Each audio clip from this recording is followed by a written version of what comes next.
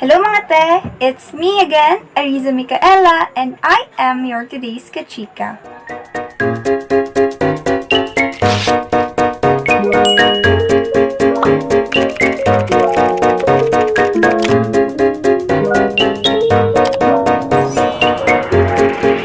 So for today's video, before ako mag-start, gusto ko munang batiin lahat ng mga friends ko at lahat ng manonood, lahat ng relatives ko na magsa-celebrate ng Christmas or nagsa-celebrate na ngayon ng Christmas at tulad ng mga tao sa labas ngayon.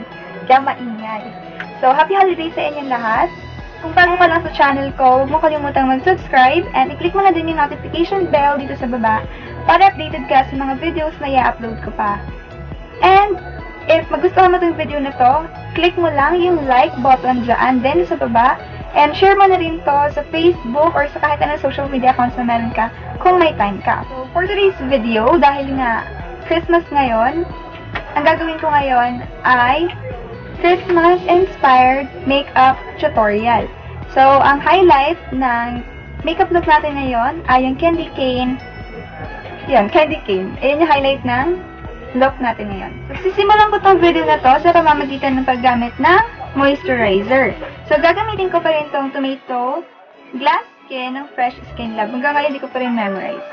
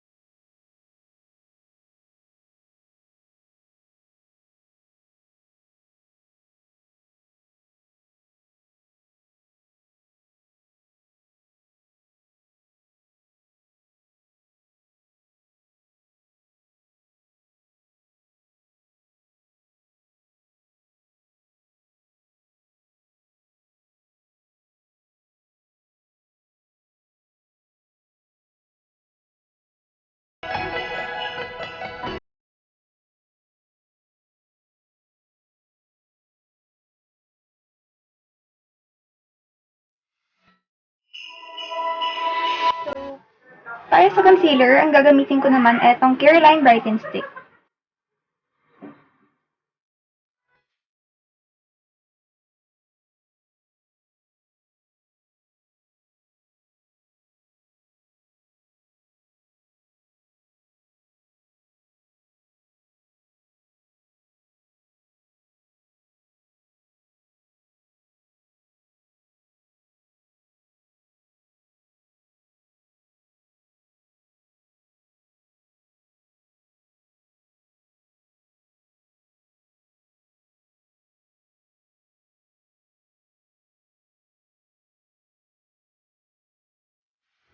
After kong mag-highlight and contour, mag-proceed ako sa setting powder at yung gagamitin ko.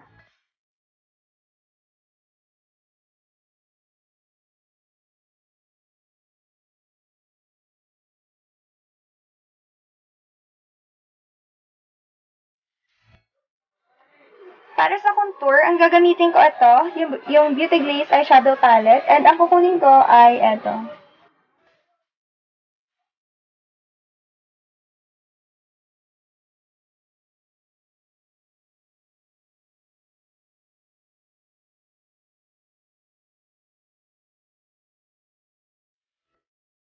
Para sa contour dito sa ilong, iba yung brush na gagamitin ko, ito.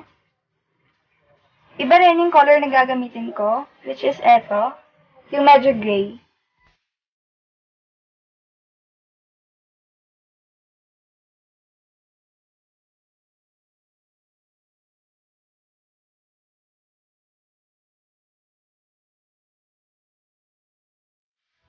So, after ko maglagay ng powder dito sa gilid ng ilong ko para mag-create ng shadow, kukuha naman ako neto, concealer para i-brighten yung spot para maging mas matangos yung itsura niya.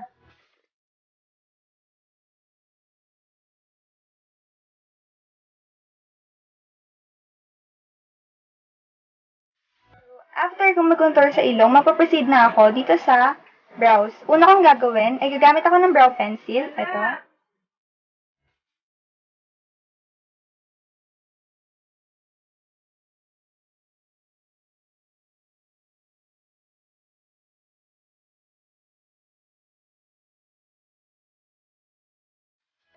So, after nyan, kukuha ako ng spoolie. Ganito. Ito yung gagamitin kong pang-blend. Uunahin ko yung dito na part. Pataas. Pagkatapos nyan, gagamit ako ng brow fixer ng Stately. Ito.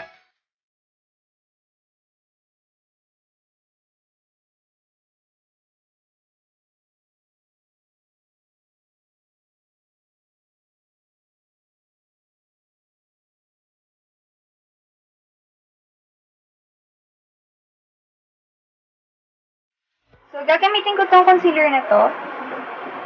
Ito.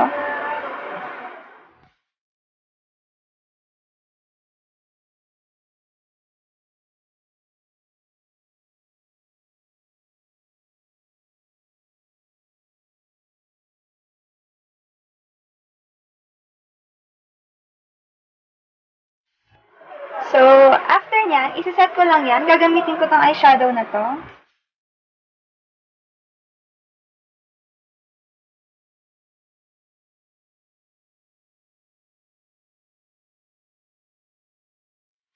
After nyan, magpo-proceed ako sa transition shade natin. So, ito yung color na gagamitin ko. Ito. So, ilalagay ko yan dito sa taas ng crease ko, dito sa upper crease.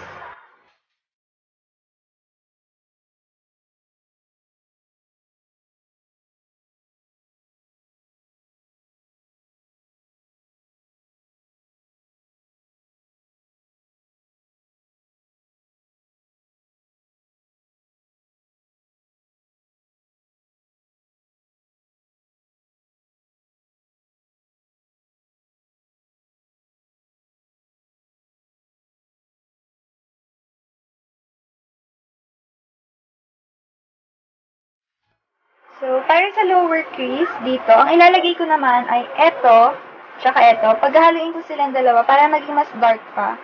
Kasi akala ko red to, hindi pala, mukha pala siyang purple na red na ewan.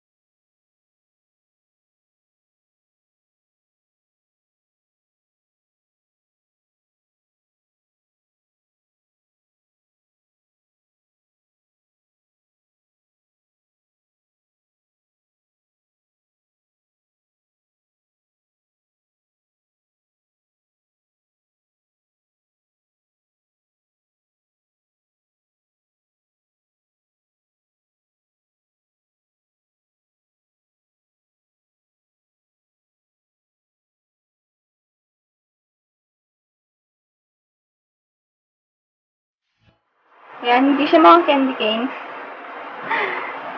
Pero wala akong magagawa kasi hindi ko kaya talaga. Nahirapan talaga ako. Kukuhain ko tong itong shade na to.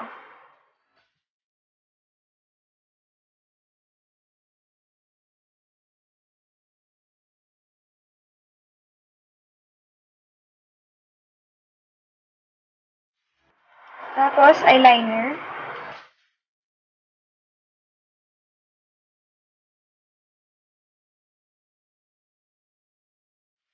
So, after ko maglagay ng false eyelashes, maglalagay na ako ng blush on. Ito din yung gagamitin ko.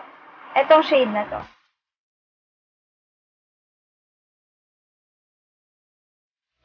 Ito na din yung ipapang-highlight ko. Itong Pollux na shade.